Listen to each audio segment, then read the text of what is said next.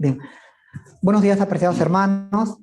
Eh, Os saludo cordialmente en el nombre del Señor y también a nuestros hermanos que están viéndonos a través de Zoom, ¿sí? Desde sus ubicaciones. También queremos extenderles nuestro grato saludo. Sean bienvenidos entonces todos vosotros a nuestra reunión. Y como es sábado, día del Señor, nos acercamos todos alegremente, con gozo y con buen ánimo, para alabar su buen nombre. Entonces, vamos a invitar a nuestro hermano, a nuestro joven hermano, Gabriel, para que nos ayude a alabar el buen nombre del Señor. Él nos va a dar las notas del himno que hemos escogido, el himno 183, que lleva por título Corazones siempre alegres, ¿sí? Nuestro joven hermano Gabriel está ya en el piano para darnos las notas y entonar este hermoso himno de alabanza.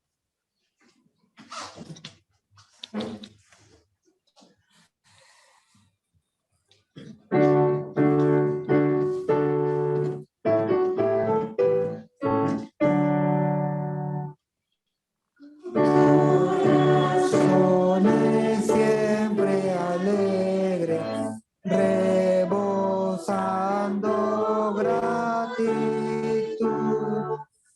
somos los que a Dios amamos, redimida juventud. Siempre alegres vamos todos, llenos de felicidad.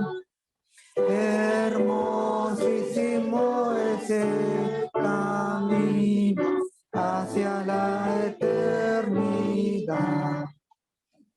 Dios nos guía de la mano, nos ampara su poder, es su brazo poderoso y nos quiere defender. Siempre alegres vamos todos, llenos de felicidad. Hermosísimo es el camino hacia la eternidad. En la lucha desmayamos, oh no sitia la maldad, con su gracia nos anima, nos levanta su bondad. Siempre alegre vamos todos, llenos de felicidad. Hermosísimo es el camino hacia la eternidad.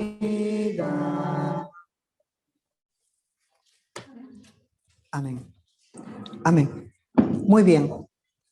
Así de pie y inspirados también en las hermosas estrofas de este himno que hemos escuchado, vamos a dar lectura a la palabra de Dios de acuerdo al registro que se encuentra en el Salmo 100, que nos dice así: Cantad alegres a Dios, habitantes de toda la tierra, servid a Jehová con alegría, venid ante su presencia con regocijo. Reconoced que Jehová es Dios, que Él nos hizo y no nosotros a nosotros mismos. Pueblo suyo somos y ovejas de su prado. Entrad entonces por sus puertas con acción de gracias, por sus atrios con alabanza. alabadle, bendecid su nombre, porque Jehová es bueno, para siempre es su misericordia y su verdad por todas las generaciones. ¿Sí? Este salmo, el Salmo 100, es un salmo que se cantaba, que cada vez que el pueblo asistía a las convocaciones al santuario, allí en Jerusalén, al templo de Dios, entonaban este hermoso salmo, ¿no? Una exhortación para acercarnos a Dios con alabanzas, con alegría, con gozo, ¿verdad? Es la actitud que Dios nos recomienda en su santa palabra. Y por eso que de esta manera lo hemos efectuado, ¿no? Con este hermoso himno de alabanza que también se ha entonado, el cual nos instaba a cantar alegremente al Señor. Bien, ahora después de esta hermosa meditación, estamos invitados a postrarnos de rodillas para dirigirnos a Dios en oración, para agradecerle por sus bondades, por sus bendiciones y también para pedirle que nos ayude en la comprensión y exposición de su santa palabra. Quería pedir a nuestra hermana Amelia Alonso si nos puede ayudar en la oración.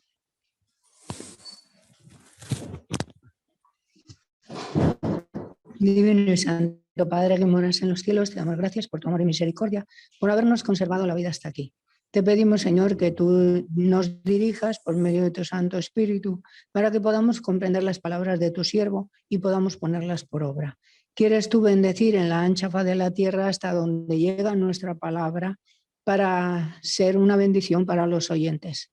¿Quieras tú ser con ellos también y derrama tu Santo Espíritu para que podamos obedecer y hacer tu santa voluntad?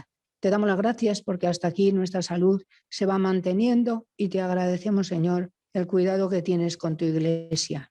Danos la sabiduría que viene de lo alto para hacer lo que es correcto y para darte honra y gloria al obedecer todos tus mandamientos.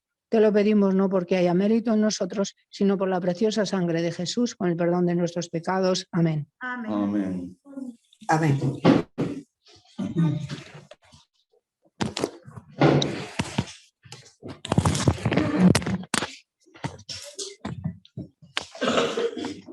Bien. Bien, es un privilegio para mí, apreciados hermanos, poder dirigirme a ustedes y poder exponer la palabra de Dios. He preparado un pequeño estudio, pero a la vez muy interesante y creo también yo relevante, el cual he titulado como el éxito en la purificación del santuario. ¿Sí?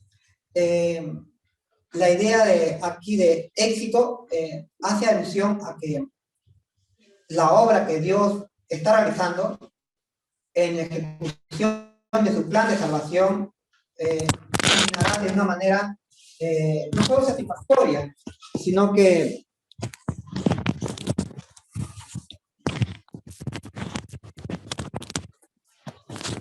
sí, no solamente culminará la obra en el santuario, la obra que es expresión de la ejecución del plan de salvación en buenos términos, sino que se alcanzará el éxito, ¿no?, en cuanto a lo que es el tratamiento del pecado. Recordemos que nuestra situación actual es de ser criaturas de Dios, pero que conviven con el pecado, ¿verdad? Y ya nosotros lo constatamos cotidianamente, pues ya sean nuestras obras, ya sean nuestros pensamientos, ya sean nuestras inclinaciones, son proclives hacia el mal.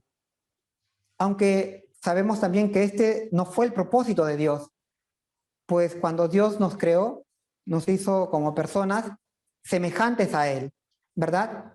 Nos creó a su imagen, nos dice la Escritura. Lo que quiere decir que teníamos semejanza en cuanto a su carácter, aunque también Ellen White nos dice de que externamente también éramos semejantes a Él. Pero aquí el centro del mensaje va a versar en torno al carácter, ¿no? A la espiritualidad.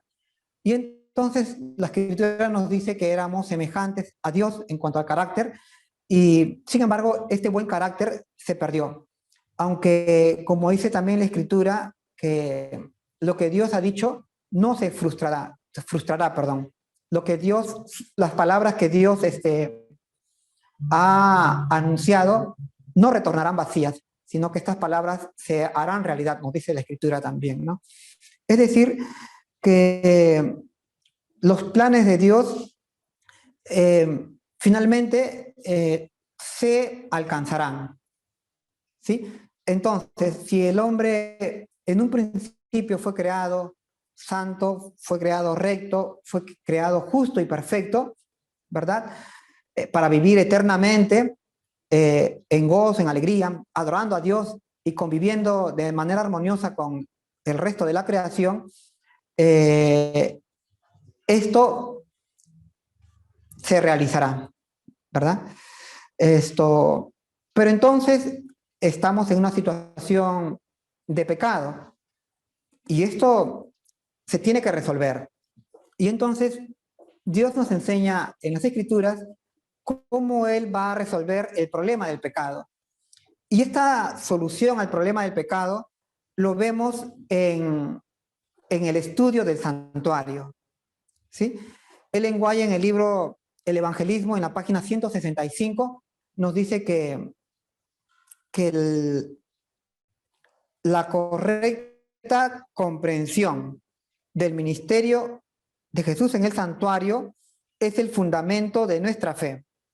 Es decir, si nosotros tenemos una comprensión, digamos, buena o exacta acerca de lo que, en qué consiste, perdón, las actividades en el santuario, entonces podremos enfocar bien o dirigir bien nuestra fe, nuestras creencias, ¿sí? También Ellen White nos dice en el libro, sí,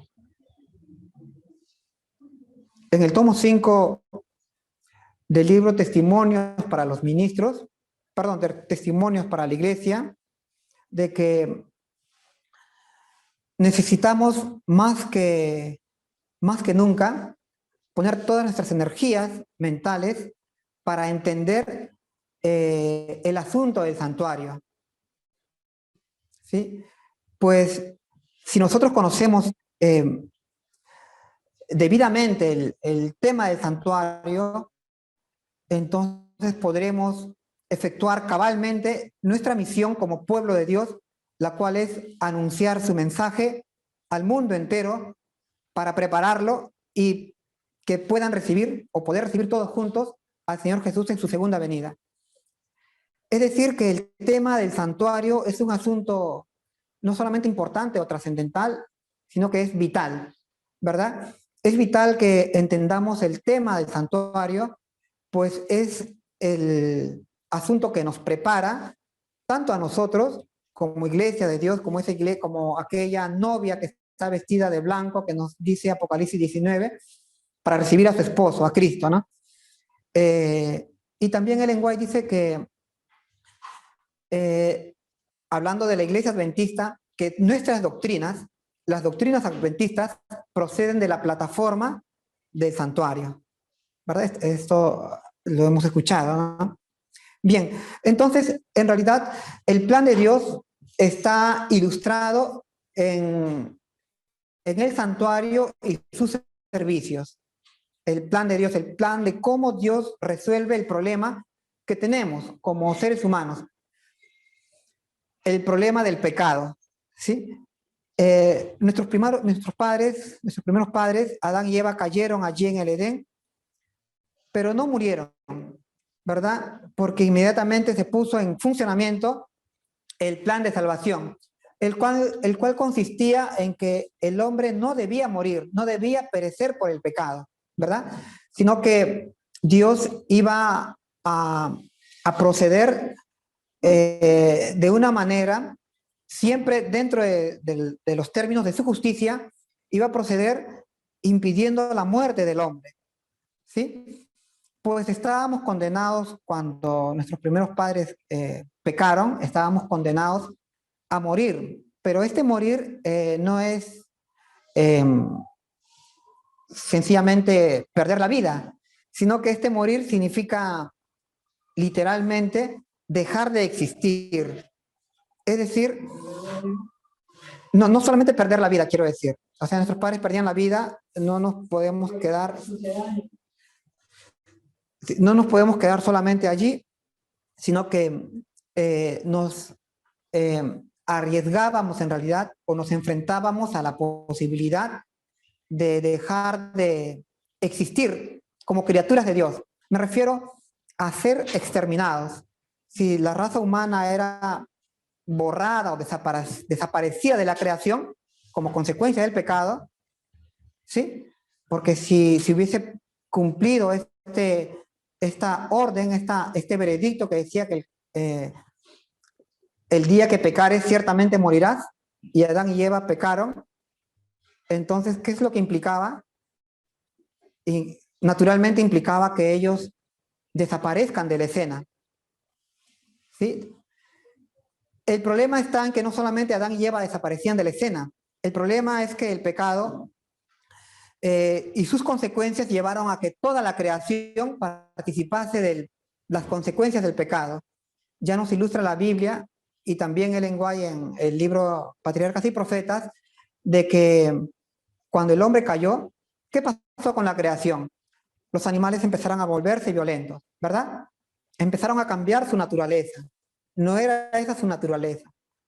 También las plantas, las flores, comenzaron en este caso las rosas, comenzaron a tener espinas. Las flores empezaron a marchitarse, ¿verdad? Las hojas de las plantas empezaron a caer. Las hojas de los árboles también empezaron a caer, ¿verdad? Es decir, que el pecado iba mucho más allá de lo que era una sencilla transgresión. El pecado llevaba a una repercusión. Y en este caso el hombre también, nosotros dejábamos de existir. Y esto es lo que constatamos históricamente, ¿no? Nacemos, crecemos, nos volvemos adultos, luego envejecemos y después morimos, ¿verdad? Pero Dios, esto es una de las consecuencias del pecado, pero no es la consecuencia final del pecado, pues como se mencionó, Dios había dicho al hombre, esto está en Génesis capítulo 3, el día que pecaren, ciertamente morirán, ¿verdad? Y se refería a un morir, pero a un extinguirse, a un desaparecer, a un ser borrados. Pues dada la posición que tenía el hombre dentro de la creación, ¿verdad? El hombre al pecar arrastró en su transgresión a toda la creación, ¿verdad? Incluso la misma creación, ya no la creación animada, sino la creación inanimada, sintió los efectos del pecado. Dios ya ¿qué le dijo a Adán? Que por su culpa, por su transgresión, la tierra ya no tendría aquella fuerza, aquella vitalidad, sino que la tierra quedaría bajo maldición. Estamos hablando aquí de la naturaleza inanimada. Es decir, que el pecado trasciende el mismo acto o el mismo hecho de desobedecer, sino que tiene una repercusión que va más allá de lo inanimado, atravesando todo lo animado. Y esta era por la posición que tenía Adán dentro de la creación, la corona de la creación, ¿no? La cúspide de la creación, ¿no? Creado a imagen de Dios, a semejanza de Dios, ¿verdad?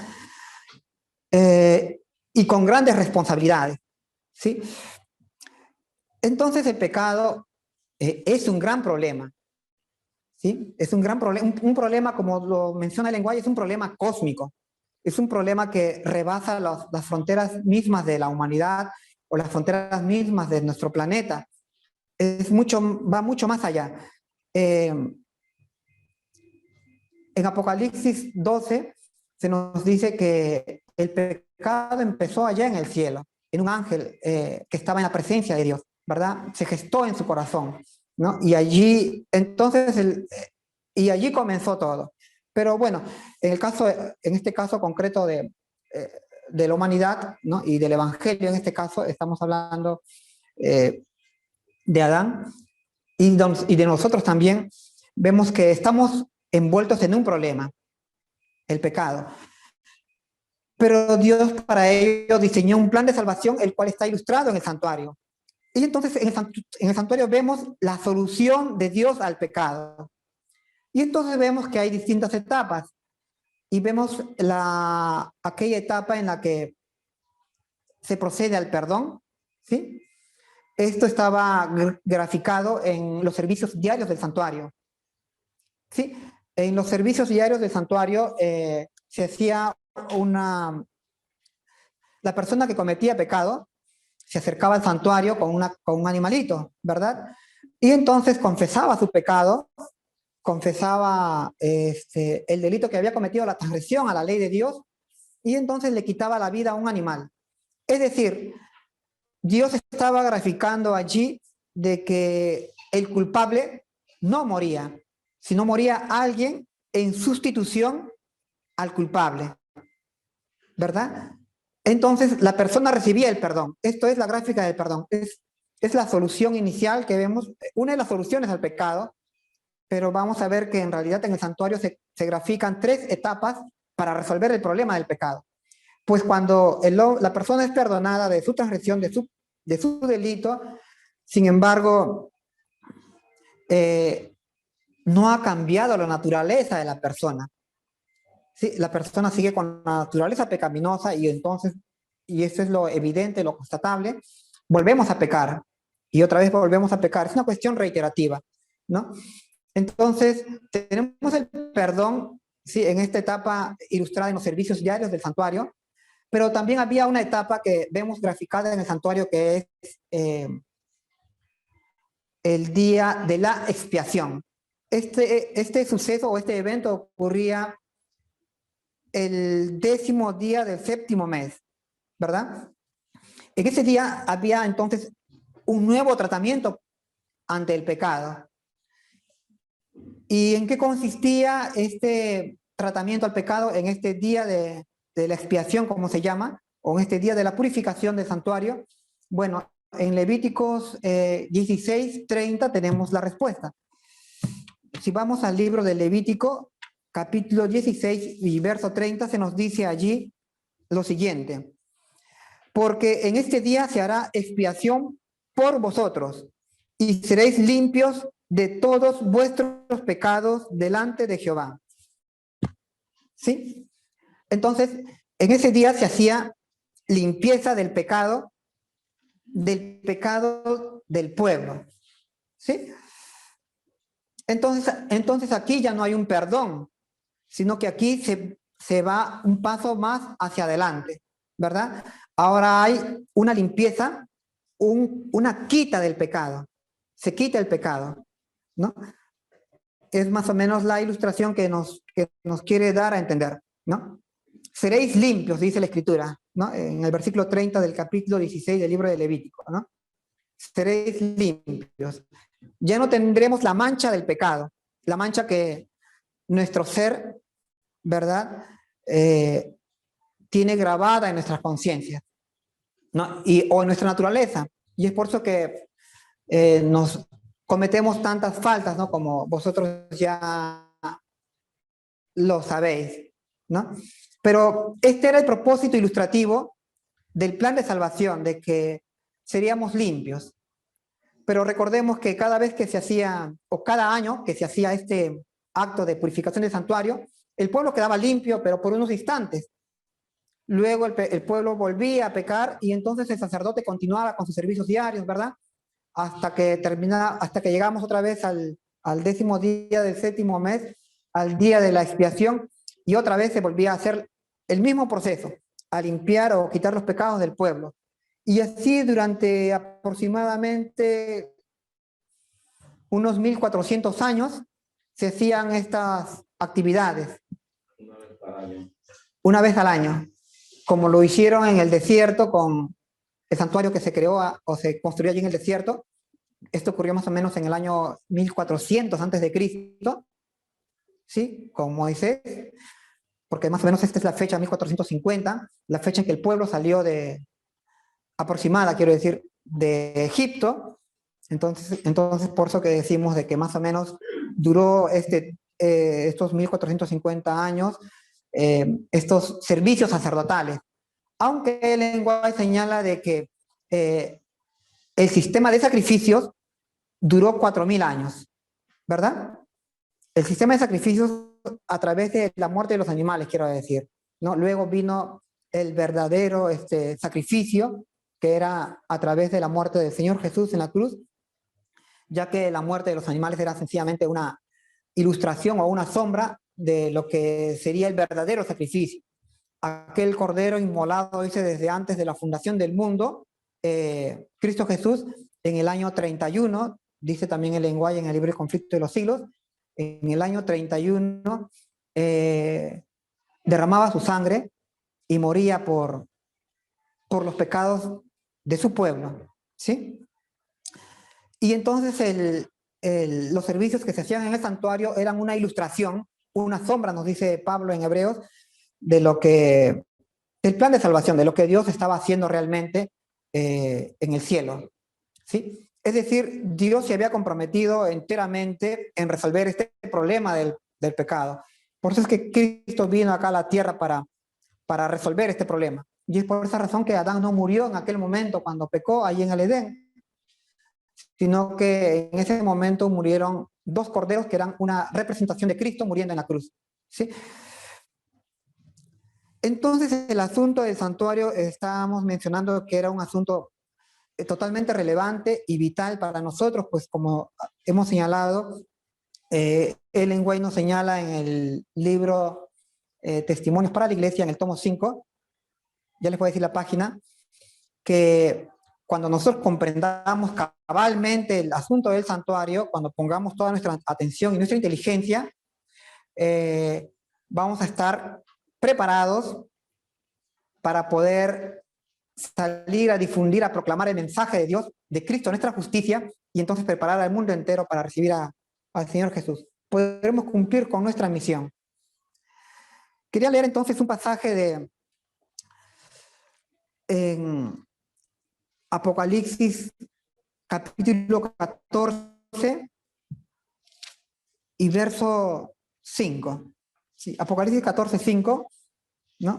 Ya que estamos hablando de la purificación, de la expiación, y estamos viendo entonces ahora una segunda etapa en la cual se limpiaba al hombre del pecado, ¿verdad? Se limpiaba. Antes quiero mencionar que hay una tercera etapa, ¿sí? Esta etapa también ocurre el mismo día de la expiación, es decir, el 10º día del 7º mes, pero ocurría en un periodo más largo, cada 50 años, que se llama el día del jubileo. Y la Biblia, que nos menciona acerca del jubileo, nos menciona que en el 10º día del 7º mes, de cada 50 años que pasaba, que el pueblo, aparte de ser perdonado, además de ser limpiado, era restaurado, ¿sí? O sea, vemos que las consecuencias del pecado se resolvían en el día del jubileo. Es decir, había el perdón, había la purificación, sí, porque el día del jubileo o el año de jubileo era un día en realidad concretamente, y se realizaba en el 10º día del 7º mes, en el día de la expiación. Y además había una restitución o restauración, ¿no? Entonces, esto ocurría cada 50 años. Es decir, en el jubileo se resolvía enteramente el problema del pecado. Pues lo que perdimos por causa del pecado, en este caso perdimos nuestra espiritualidad recta o semejante a la de Dios. También perdimos el buen Edén, ¿verdad? Nuestra buena tierra, nuestra herencia que nos dio Dios. Sin embargo, todo esto se restituía. y de manera ilustrativa, porque no ha ocurrido aún de manera exacta, pero sí de manera ilustrativa, los que habían perdido sus posesiones en el pueblo de Israel, los que eran esclavos en el pueblo de Israel, volvían otra vez a ser libres, y sus tierras las recuperaban, ¿verdad? Las tierras que les habían sido asignadas por Josué, ¿verdad? Me refiero en la tierra de Canaán. Esto era una ilustración de lo que sucedería al final de la historia del pecado, quiero decir. Es decir, cuando Dios resolvía el problema del pecado, entonces no solamente teníamos el perdón, no solamente teníamos la limpieza o purificación, sino que también conseguíamos la restauración. Y esto se ilustra en los servicios del santuario. Ahora sí vamos a leer el pasaje de Apocalipsis 14:5 para ser consecuentes con el título de nuestra lección, con nuestro estudio que hemos puesto el éxito en la purificación del santuario. Dice así: y en sus bocas no fue hallada mentira, pues son sin mancha delante del trono de Dios. ¿Sí? Y en sus bocas no fue hallada mentira, pues son sin mancha delante del trono de Dios. Entonces aquí se nos está hablando de alguien, de ciertas personas que se ha determinado, ¿sí?, que ya no tienen ninguna mancha. Se ha determinado de que no hay mentira en ellos. ¿Sí? ¿Y cómo se determina esto? ¿Cómo se determina que no tienen ninguna mancha? A través de una obra de juicio investigador, ¿verdad? Sí, a través de una obra que se realizaba en el santuario. Pues en el santuario, cuando la persona cometía un pecado, ¿verdad?, se dirigía hacia el santuario, hacia el sacerdote, y confesaba su delito, ¿verdad? Decía: esto es lo que he hecho, ¿verdad? Me arrepiento de lo que he hecho. Aquí he traído mi ofrenda, mi sacrificio, que va a pagar por mí el pecado. Y el sacerdote registraba el pecado, anotaba el pecado, ¿sí? Entonces se sabía lo que la persona había hecho, ¿no?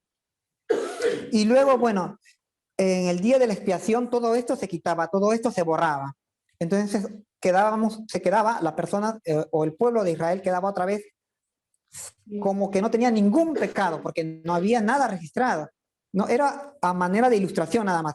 Es decir, como que si quedáramos totalmente santos. No sé si entienden la ilustración. Claro, sin mancha. O sea, quedamos impecables como si no hubiésemos cometido ni un solo pecado, como Adán y Eva antes de la transgresión. Esto es una ilustración nada más. ¿Sí? Es esa manera gráfica o a través de hechos la enseñanza que Dios quería dar. Porque toda esta enseñanza, en realidad, todo esto que estaba ocurriendo y que está registrado en la Biblia, en realidad tenía un propósito: servirnos a nosotros, a la generación final, a la última generación, como instrucción o como lección. Así lo encontramos escrito en el libro de 1 Corintios 10:11, que nos dice Pablo: todo lo que aconteció en el desierto sí, ha sido escrito para nosotros, los que hemos llegado al tiempo del fin, ¿verdad? Y en el desierto se construyó el santuario, ¿verdad? El santuario como una representación gráfica del plan de Dios para resolver el problema del pecado. Entonces vemos que se está declarando aquí a estas personas de que son limpios, que no tienen manchas y están delante del trono de Dios. Entonces, estas personas están consiguiendo el propósito del plan de salvación. ¿Y cuál es el propósito del plan de salvación? Resolver nuestro problema del pecado, ¿verdad? Estas personas Dios está declarando, ya no lo está declarando el sacerdote terrenal que veíamos que declaraba así en la época del Israel antiguo, sino que Dios está declarando que estas personas no tienen ninguna mancha. ¿Sí? Y aquí cuando se dice están delante del trono, lo que quiere decir es que están siendo juzgados. No quiere decir que están delante del trono porque ya, bueno, estamos en la época, ha pasado el milenio, ya vino el Señor Jesús y bueno, estamos con los santos redimidos y los otros seres vivientes alabando a Dios. No, no es esto el sentido, sino que de lo que está aquí tratando es de que luego del juicio investigador, es decir, luego de la expiación que ha habido, la persona es encontrada inocente. Sí, inocente porque, o justa, y se le declara entonces justo. Podemos citar el pasaje en Apocalipsis 16, 5, que nos dice, en la segunda parte, ¿sí? Apocalipsis 16, 5, no todo el versículo, sino la segunda parte, que dice, justo eres, Señor, el que eres y el que eras, el santo, porque has juzgado las cosas. ¿Verdad? Se está hablando de un juicio, Dios está juzgando. También lo vemos, esta expresión de juzgar en la página, digo, en el capítulo 19 del libro de Apocalipsis, ¿sí? ¿Qué nos dice? 19.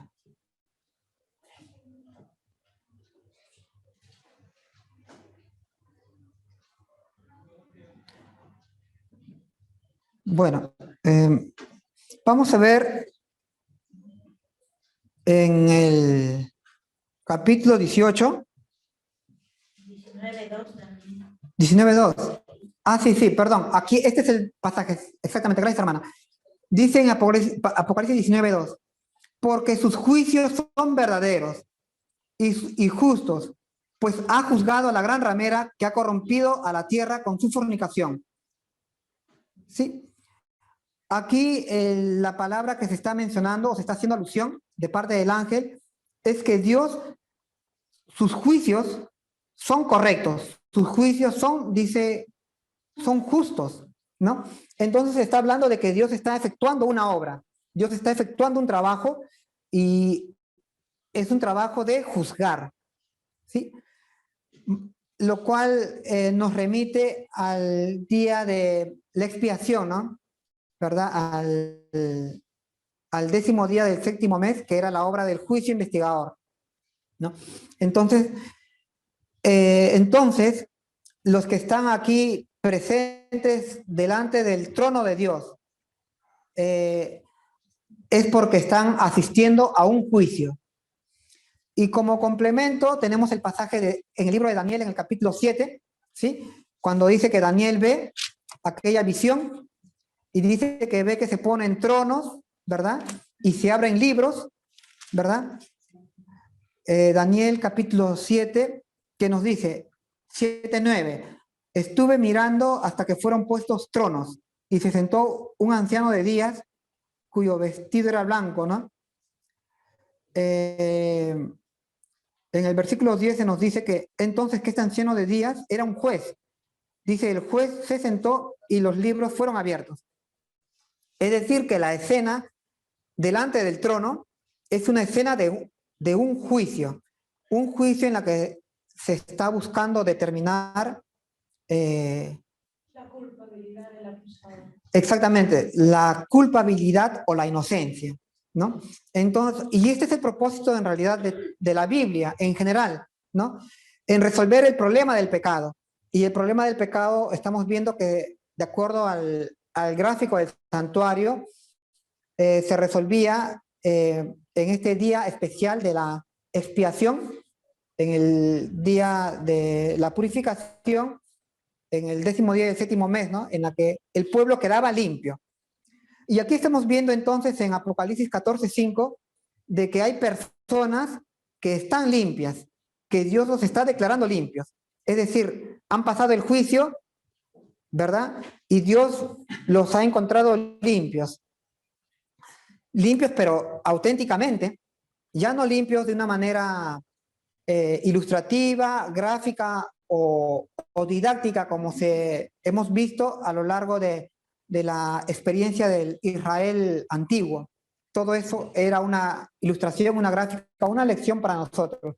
Ahora ya en el libro de Apocalipsis se ven ya los hechos concretos, y los hechos concretos dicen de que luego del juicio investigador hay un grupo de personas que son limpias, ¿no? Y concretamente, estas personas son aquel grupo que se llama los 144,000, ¿verdad? ¿Sí? En el versículo 4 del capítulo 14 dice que estos son los que no se contaminaron, dice, con mujeres, pues son vírgenes. Aquí la virginidad hace alusión también a la pureza, ¿verdad?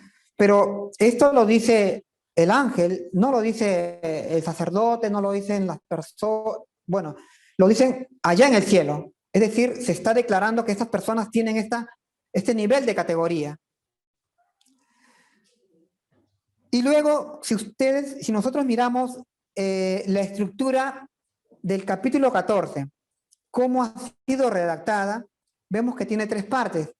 La primera parte nos habla acerca de los 144,000 que son declarados limpios, que son declarados puros, que son declarados vírgenes, ¿verdad?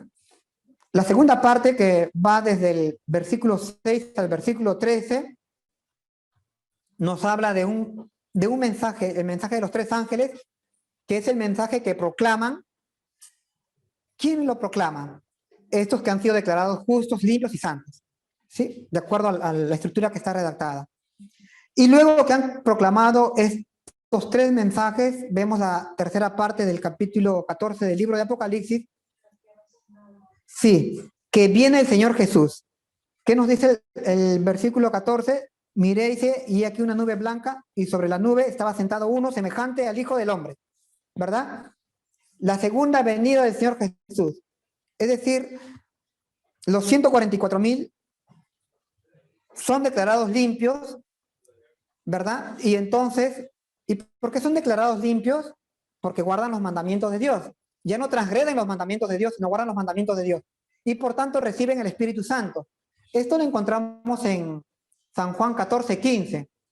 San Juan 14:15 nos dice, si guardaréis mis mandamientos, entonces yo os enviaré el Consolador.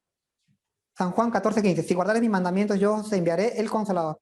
¿Para qué Dios envía el Espíritu Santo? Lo hemos estudiado también varias veces, múltiples veces, y es una declaración que nuestro hermano Samuel Montero también lo ha recalcado muchas veces, que el Espíritu Santo se da para que sea proclamado el mensaje de Dios, porque el Espíritu Santo no se da para que la persona lo luzca, sino que el propósito de dar el Espíritu Santo al pueblo de Dios es para que el pueblo de Dios pueda proclamar el Evangelio de Cristo con poder, con eficiencia, ¿sí?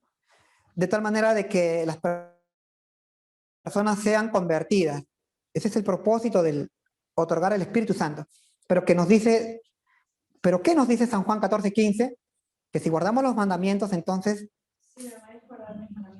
¿Y el versículo 16? Y yo rogaré al Padre y os dará otro Consolador para que esté con vosotros para siempre. Exactamente. Entonces, si guardamos los mandamientos, entonces Cristo pedirá al Padre para que se nos dé el Espíritu Santo, ¿verdad? ¿Sí? Y así fue. En el Pentecostés tenemos también la gráfica o la ilustración. ¿Qué pasó en el día de Pentecostés? Que fue derramado el Espíritu Santo. Pero, ¿qué hubo antes del día de Pentecostés de parte de aquellos que estaban en el aposento alto durante aquellos 10 días? Sí. Dice que había una fraternidad, una unión, pero sobre todo dice que compartían unos con otros los bienes. Sí, compartían el pan, dice, ¿no? Compartían el pan unos con otros, estaban en hermandad los apóstoles. ¿Y qué es estar en hermandad o en armonía? Romanos 13:10 nos dice que el amor es el cumplimiento de la ley. Es decir, esta situación de caridad, de cortesía, de amabilidad que había entre los apóstoles o entre los discípulos, entre estos 120 discípulos, esta cortesía, esta amabilidad y esta bondad era muestra de que estaban cumpliendo los 10 mandamientos, ¿no? Así nos dice Romanos 13:10, que cumplir los mandamientos es el amor, ¿verdad? Y entonces, ¿qué pasó? Como consecuencia de cumplir los mandamientos de Dios, descendió el Espíritu Santo. ¿Y qué pasó luego que descendió el Espíritu Santo? Predicaron el Evangelio con gran poder, con gran contundencia. Estos hechos son una ilustración para nosotros que estamos en este tiempo final para poder comprender la obra de Dios, ¿sí? En este caso ya los 144,000 son declarados justos, es decir, no hay pecado en ellos, es decir, están guardando los mandamientos, es decir, no transgreden los mandamientos de Dios y por tanto reciben el Espíritu Santo para anunciar que el juicio de Dios ha llegado.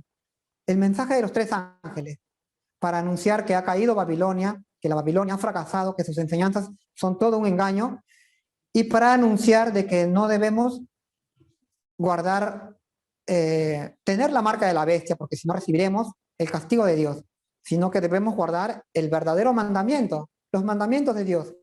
Y en este caso guardar el sábado, porque el sábado nos santifica. Es decir, el sábado nos lleva a guardar el resto de los mandamientos, ¿sí?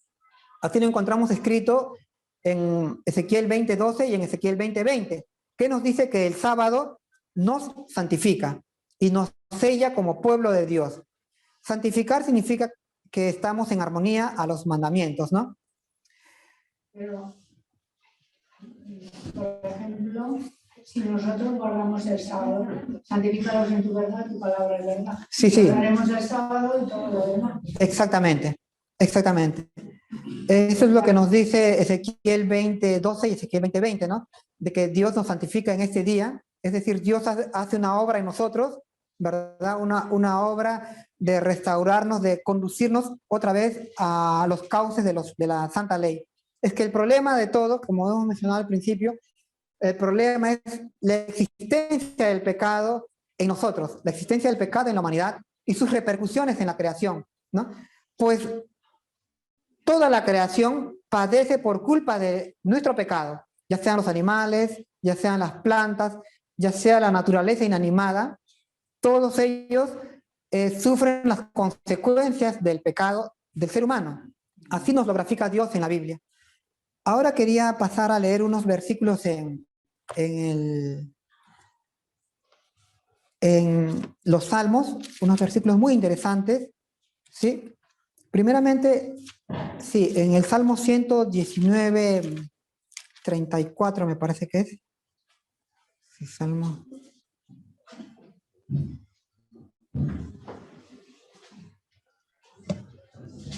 Sí, dice así, Salmo 119:34. Dame entendimiento y guardaré tu ley. Dame entendimiento y guardaré tu ley y la cumpliré de todo corazón. ¿Sí? Recordemos, hermanos, que en el libro de Deuteronomios, sí lo voy a leer, en Deuteronomio 5, hay un clamor de parte de Dios. Deuteronomios capítulo 5 y verso 29, que dice así: ¿Quién diera que tuviesen tal corazón, que me temiesen y guardasen todos los días todos mis mandamientos, para que les fuese bien, dice, para siempre? ¿Qué es lo que anhela Dios? Que tuviésemos un corazón temeroso y obediente. Es lo que pide Dios. ¿Y qué es lo que dice aquí el salmista? Dame entendimiento para guardar tu ley. Dame entendimiento. Pues el problema, todo el asunto está en la mente, está en la conciencia. Ya lo decía el Señor Jesús, ¿no? De que el buen hombre, de su buen corazón, saca las buenas cosas, o los tesoros, ¿no? Esos buenos tesoros, el buen hombre. Y es calificado como un buen hombre porque su corazón, es decir, su mente, está empapada de cosas buenas, de la palabra de Dios. Pero también nos lo dice el proverbista Salomón, es Proverbios 23:7, que nos dice: tal es su corazón, tal es él. ¿Verdad? Tal es su corazón, tal es él. Vamos a pasar a otro salmo, en el Salmo 24 quiero leer. Dice el Salmo 24, verso 6, hablando de los buenos, dice Salmo 24, verso 6, tal es la generación de los que le buscan, de los que buscan tu rostro, oh Dios de Jacob. ¿Sí? Nos habla de una generación que busca el rostro de Dios, una generación que se presenta delante de Dios. Y hemos visto en el pasaje de Apocalipsis 14:5 de que este grupo de los 144,000 estaban delante del trono de Dios limpios. Pero aquí nos dice que hay una generación que está delante del trono de Dios, que está buscando a Dios, que está delante del rostro de Dios, pero que recibirán bendición. Lo voy a leer desde el verso 5, dice así, Salmo 24, 5 y 6. Él recibirá bendición de Jehová y justicia de Dios de salvación. Tal es la generación de los que le buscan, de los que buscan tu rostro, oh Dios de Jacob. Y aquí está haciendo alusión otra vez al día de la expiación. ¿Y cómo lo sabemos? ¿No? Porque en el santuario, en el Israel antiguo, el único día en la que Israel se presentaba delante de Dios era en el día de la expiación. ¿Sí? Era el día en que el sacerdote pasaba del lugar santo al lugar santísimo. ¿Sí? En el lugar santísimo había un trono, se dice, o un mueble que se llamaba ¿cómo se llama? Sí. Bueno, el arca del pacto, ¿verdad? El arca del pacto, sí, el arca del pacto, el arca del testimonio, pero también había ahí sobre el arca, había un propiciatorio y habían 2 ángeles o 2 querubines. Y de entre los querubines dice que se reflejaba la presencia de Dios. Y entonces el sacerdote se le dijo, no podía entrar todos los días al lugar santísimo, a la presencia de Dios. Solamente podría entrar en un solo día, ¿verdad? En el 10º día del 7º mes, ante la presencia de Dios.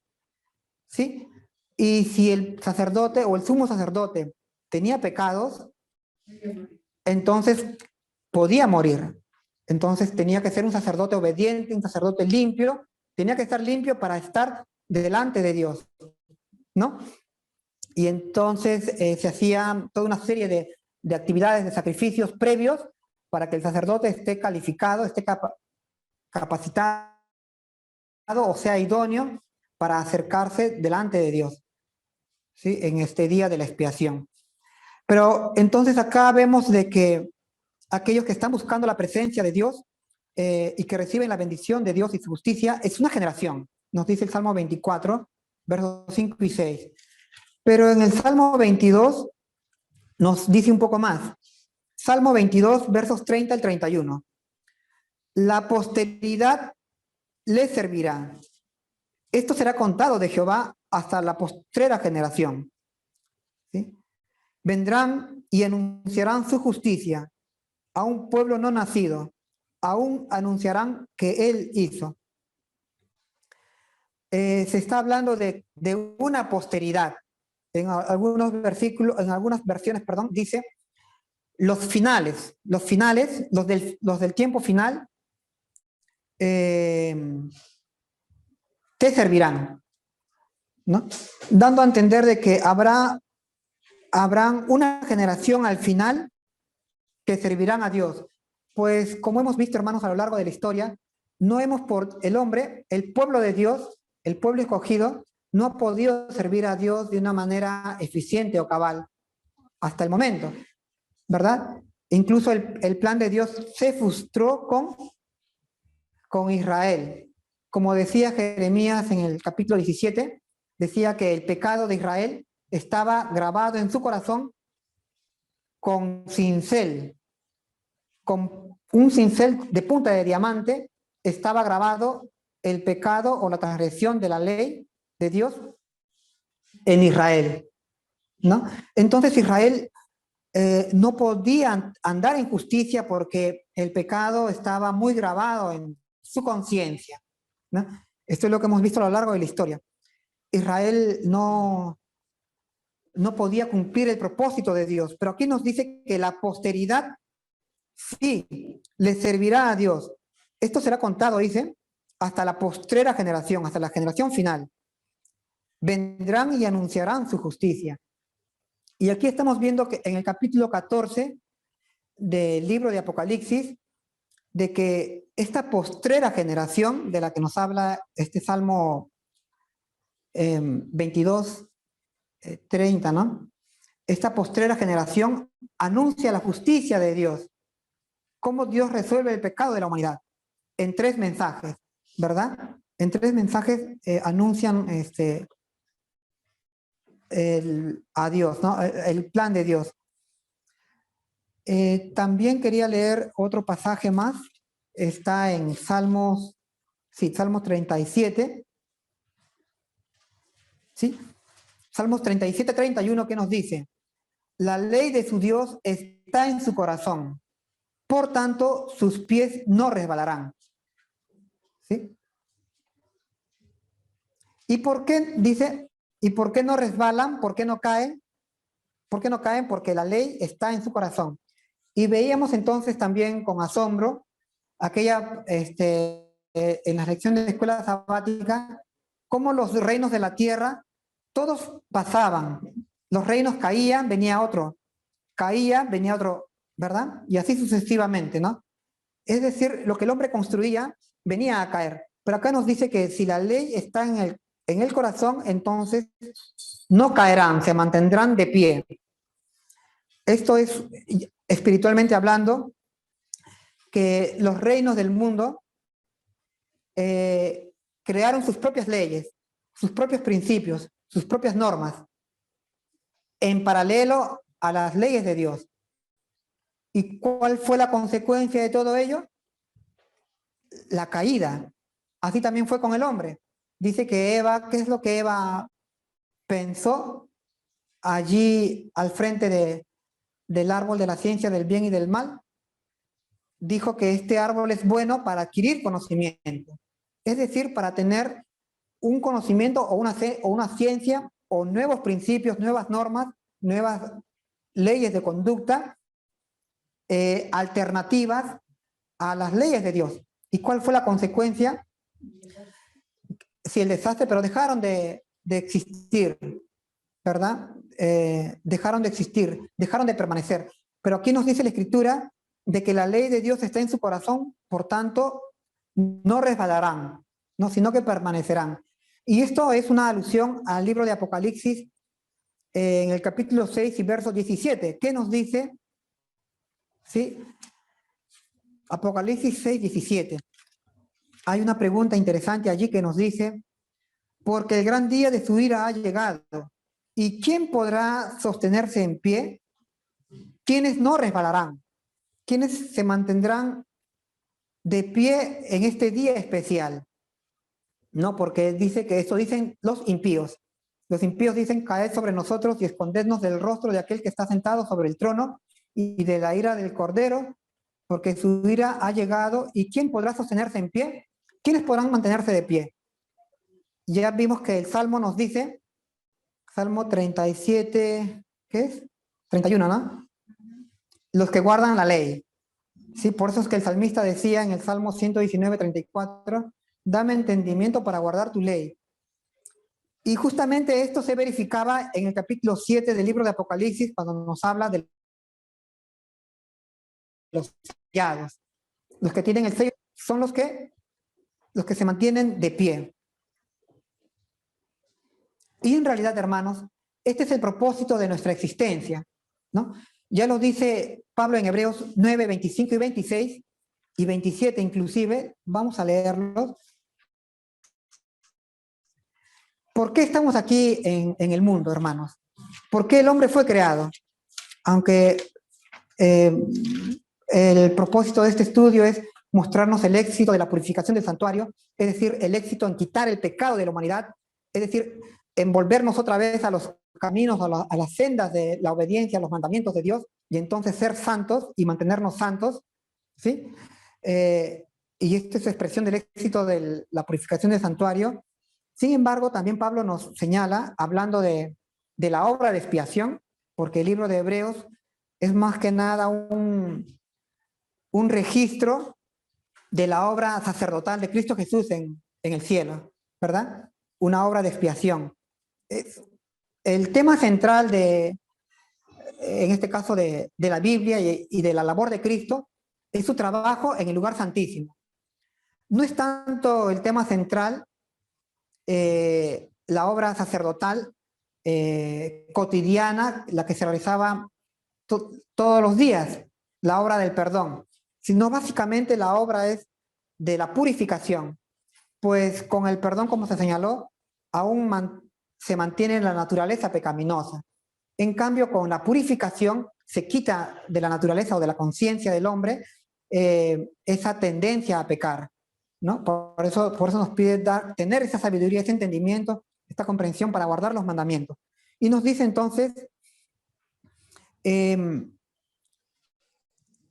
Hebreos 9:26, dice, de otra manera le hubiese sido necesario padecer muchas veces desde el principio del mundo, pero ahora, en la consumación de los siglos, es decir, en el tiempo del fin, en la consumación de los siglos, Cristo se presentó una vez para siempre por el sacrificio de sí mismo para quitar de en medio el pecado. Es decir, ¿con qué propósito el Señor Jesús está arriba en el santuario celestial, en el lugar santísimo? Con el propósito de quitar el pecado. Es lo que veíamos en Levíticos 16:30, ¿verdad?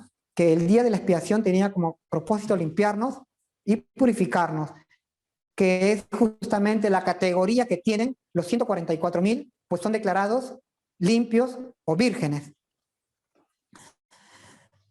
Y entonces reciben, como hemos señalado, el Espíritu Santo para proclamar el Evangelio de Dios que prepara al mundo entero para recibir a Cristo. Y multitudes se convertirán, como ya sabemos, ¿no? Como dice la profecía. Dice entonces el versículo 27, y de la manera que está establecido para los hombres que mueran una vez y después el juicio. Es decir, ¿qué es lo que está establecido, hermanos? ¿Qué está establecido?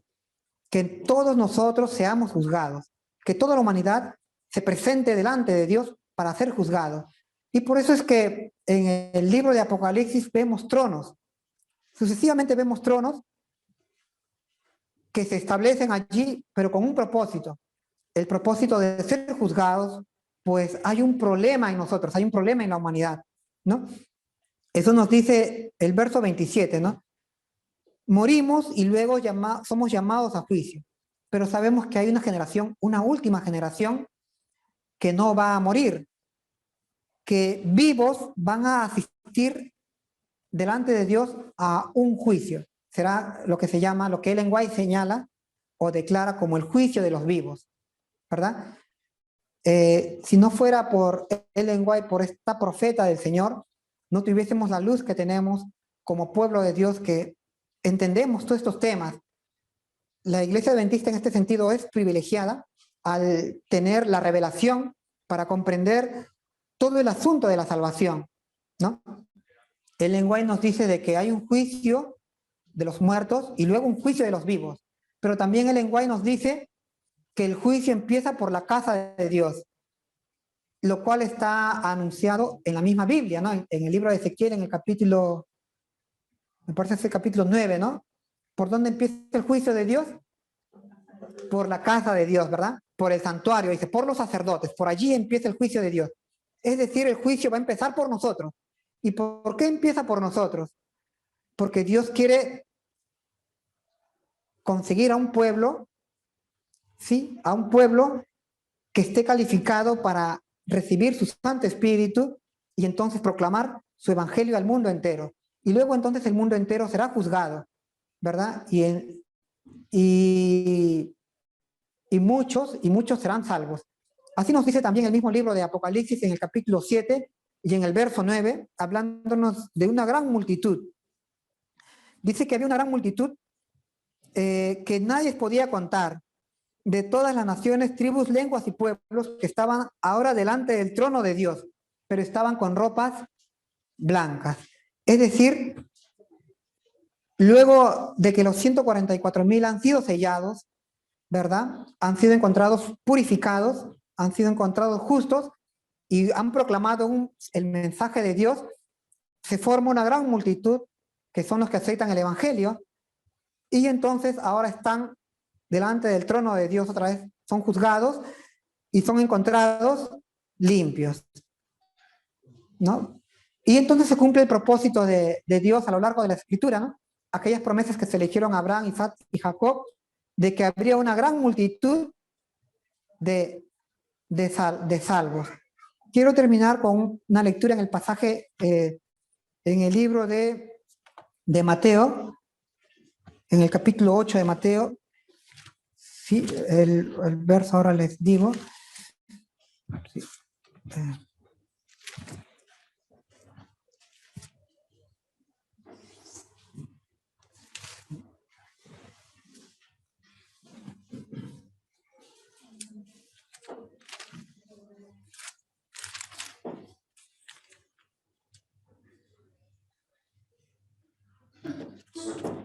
Mateo 8.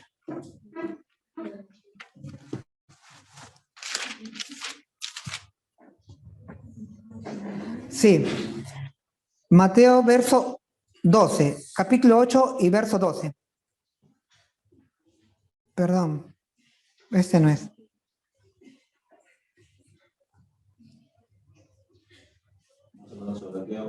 Sí, que nos dice que vendrán, dice, del norte y del sur, ¿sí? Vendrán del oriente y de occidente. Ah, perdón. Sí, 11, ¿no? Sí, sí, no es el 2.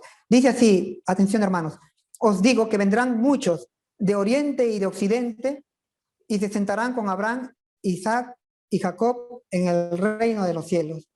Vendrá una multitud, hermanos, de todos los confines de la tierra, creerán en el mensaje de Cristo, nuestra justicia, ¿verdad?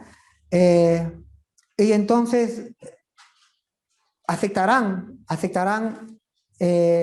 este problema que tenemos nosotros con el pecado y la solución que da Dios para el pecado, la solución que es ir al Cordero, a Cristo Jesús, y entonces, pero con la convicción y la certeza de que esto es así, ¿no? Con el entendimiento de que esto es así, y entonces serán también calificados por Dios, bueno, alcanzarán la justicia, alcanzarán la obediencia, alcanzarán a vencer al pecado, porque de eso se trata, ¿no? De que nosotros podamos resistir y vencer, resistir la tentación o vencer la tentación, ¿no?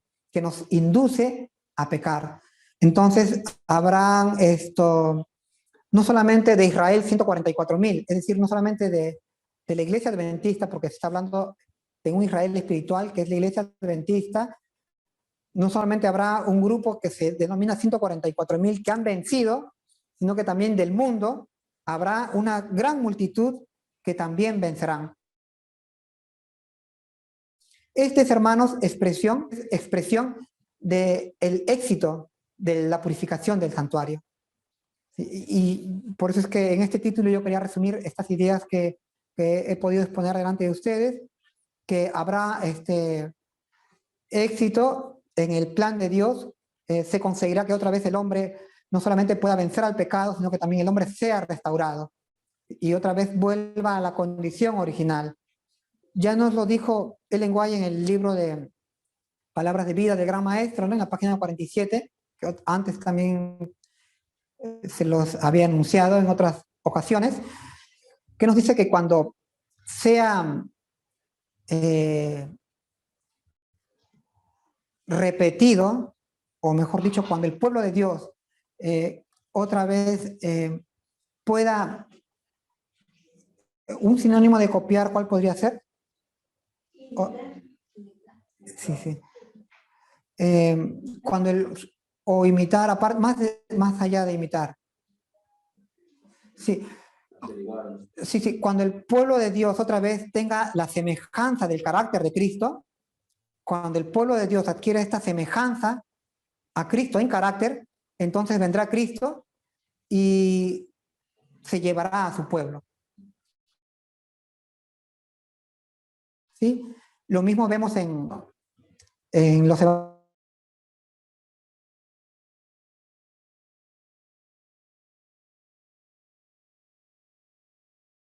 evangelios, ¿no? Que es el propósito del evangelio que lleguemos a la misma estatura y plenitud de Cristo. Ellen White lo dice en otros términos, ¿no? Cuando nosotros lleguemos a la semejanza del carácter de Cristo, entonces Cristo vendrá por nosotros a la tierra. Y esto es lo que estamos esperando, la segunda venida del Señor Jesús. Pero para eso debemos alcanzar esta semejanza a Cristo, esta santidad, esta pureza de Cristo, lo cual lo podemos hacer si, con la ayuda de Dios, claro está, si entendemos, como nos dice Ellen White, el modelo del santuario. Si entendemos entonces este tema del santuario, de donde proceden las doctrinas adventistas, entonces cabalmente podremos alcanzar este propósito de Dios. El tema del santuario es un tema central y Ellen White lo rescató. Aunque hubieron hermanos que lo rechazaron, como por ejemplo Guillermo Miller, ¿verdad? Guillermo Miller rechazó el asunto del santuario.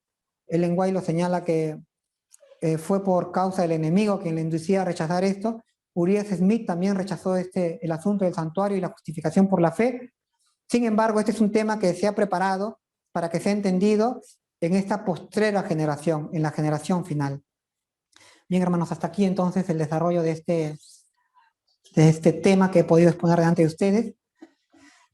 Bueno, espero que sea de beneficio, de utilidad en cuanto a vuestra formación, ¿sí? Y en cuanto a la información que se ha dado acerca de los versículos también que os pueda ser de utilidad.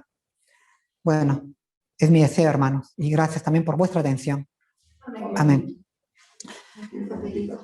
Queremos invitar a los pequeños, a nuestros niños, a los miembros de la iglesia, a los niños, ¿no? De quienes, como dijo el Señor Jesús, es el reino de Dios, a presentarse aquí adelante para que puedan alabar el buen nombre de Cristo Jesús. Adelante con los niños. Cuando venga Jesucristo en busca de joyas, todo niño redimido su fama será. Como estrellas que brillan son los niños que le aman, son tesoros que adornan al Rey y Señor. Para honra y gloria de Dios vamos a cantar Jehová es mi Cristo.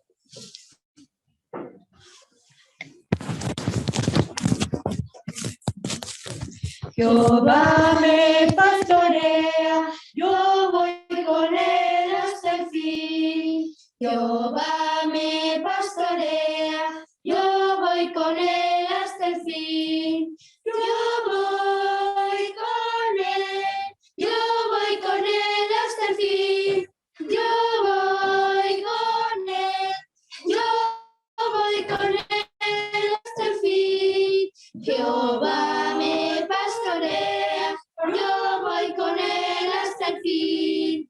Jehová me pastorea, yo voy con él hasta el fin. Jehová me pastorea, yo voy con él hasta el fin. Jehová me pastorea, yo voy con él hasta el fin. Jehová me pastorea, yo voy con él hasta el fin. Jehová me pastorea, yo voy con él hasta el fin. Esta alabanza ha sido para Dios. Amén. Amén.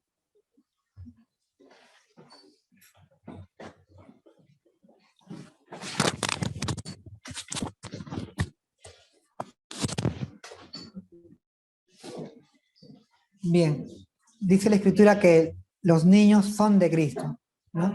También dice que no impidáis que ellos vengan a Cristo. Tenemos ahora, tenemos ahora el recojo de las ofrendas.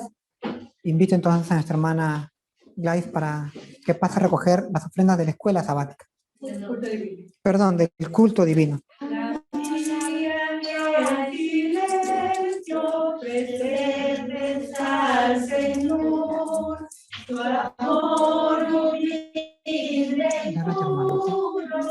les daba gran valor, palabras de consuelo.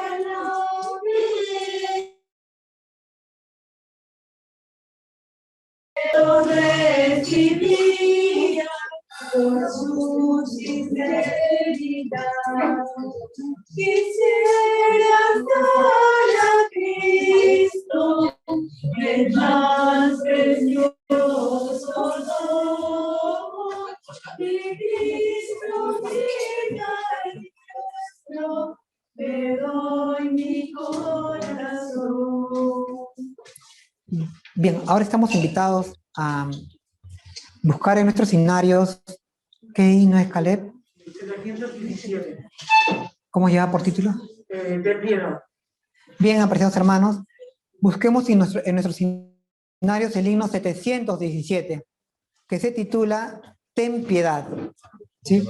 Es un clamor, una oración, una petición al Señor para que se apiade de nosotros.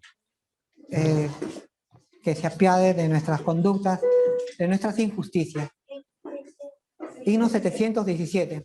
¿Sí? Nos ponemos de pie y siguiendo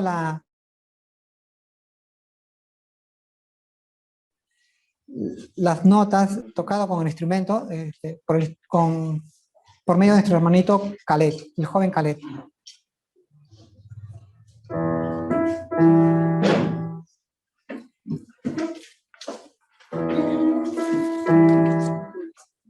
Ten piedad, conforme llamas, ten piedad de mí. Que vuelvan las grandes allá de ti.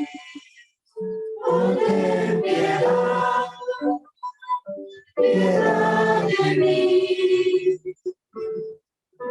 Lávame, líbrame de toda transgresión, que abandone toda rebelión.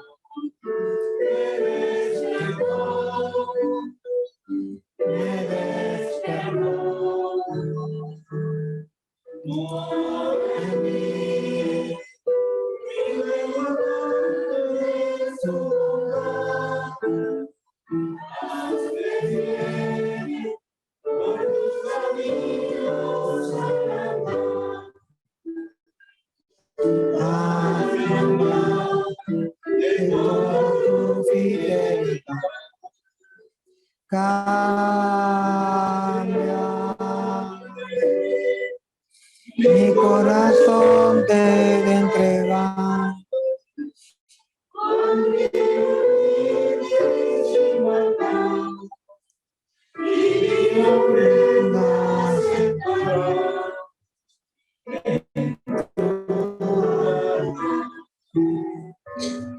He aquí, tú amas la verdad, Señor. Tu ciencia me hace comprender. Oh, cuánto amor, cuán grande amor. Límpiame, cuán blanca nieve me has de transformar, y mis pecados has de restaurar. Me has de alegrar, me has de alegrar. Mora en mí, no cantes hazme bien, por tus caminos andar. Dame a hablar de toda tu fidelidad. Dame mi corazón entregar, un grito humilde sin maldad. Dios te aceptar en tu bondad. Crea en mí un corazón que sea fiel y santo. Por tu bondad, tu gran bondad, vuélveme el gozo de la plena salvación.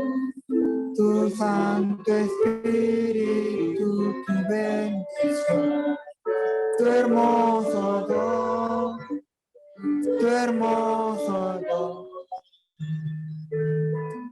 Mora en mí, mi lengua cante tu bondad. Hazme fiel, los caminos al andar. Dame hablar de toda tu fidelidad. Abre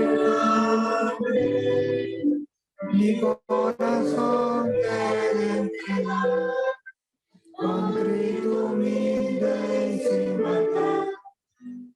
Y mi ofrenda en tu altar. Amén.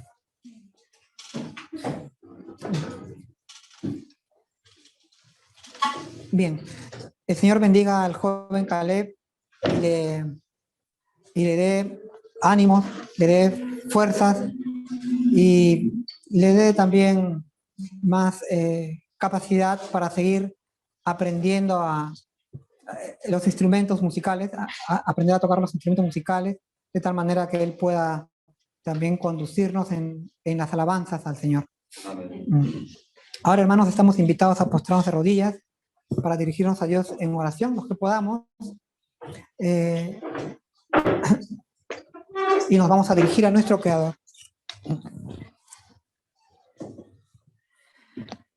Querido Padre Celestial, que estás en las alturas de los cielos, santificado y glorificado es tu hermoso nombre, Señor. En esta hora, Señor, así postrados de rodillas ante ti, nos acercamos, Señor, contritos y humildes, Señor, reconociendo también nuestras culpas y nuestras maldades, pues queremos, Señor, ya no queremos seguir ofendiéndote, queremos cambiar, Señor, queremos pedirte que nos ayudes a cambiar. Sabemos que tú tienes el poder para hacerlo y puedes influir en nosotros, creando, Señor, también el ánimo, el aliento, el deseo y también las fuerzas que nos hacen falta para poder cambiar y retornar, Señor, a la obediencia a tus santos mandamientos. Sabemos, Señor, que el pecado te ofende, sabemos que el pecado ofende a nuestros prójimos y sabemos que el pecado perjudica y nos hace daño.